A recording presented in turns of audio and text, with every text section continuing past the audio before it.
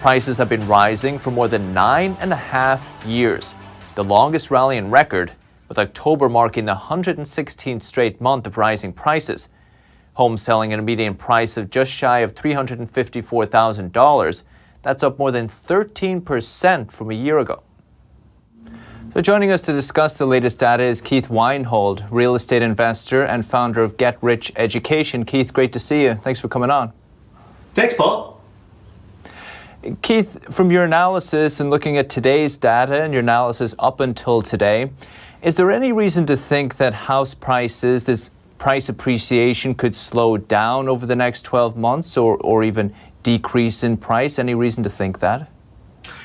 I think it's likely that home price appreciation will continue, but the rate of appreciation will slow down. Everyone wants to know what's coming, and Fannie Mae, their predictions are that home prices will appreciate 7% in 2022, cooling from this year's year-over-year rate where home price appreciation was in the teens. Fannie Mae expects there to be higher home prices and higher mortgage interest rates in 2022. And that's a paradox to some people. Some people think that when you have higher mortgage interest rates, well, that impedes affordability, so prices must go down. However, paradoxically, just the exact opposite is true. In fact, the last 6 times that mortgage interest rates rose considerably, it's happened 6 times since 1994, home prices rose every single time, because we need to think about what happens when mortgage interest rates are higher.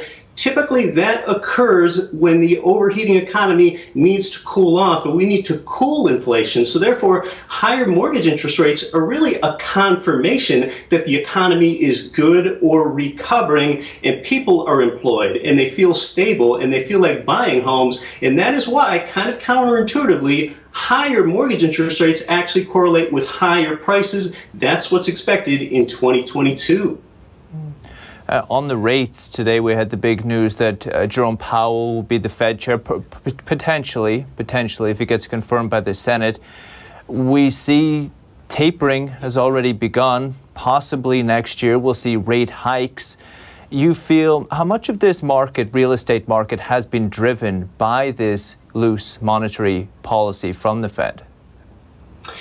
Quite a bit. However, it's not as much of a driver as the low housing supply is. So yes, it does indeed seem likely that Jerome Powell will be retained, and his monetary policy has been pretty accommodative, which is really just Fed speak for Jerome Powell wants to keep pumping money into the economy.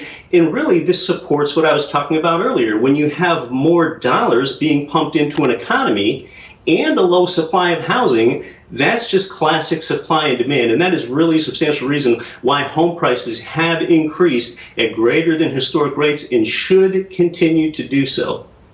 If I could get your thoughts on the inventory as well. Last year, we had experts and analysts come on the show, and they felt that people didn't want to sell their homes last year with the pandemic. They didn't want people coming in and viewing their homes, etc. Do you feel this is still the reason why inventory is so low?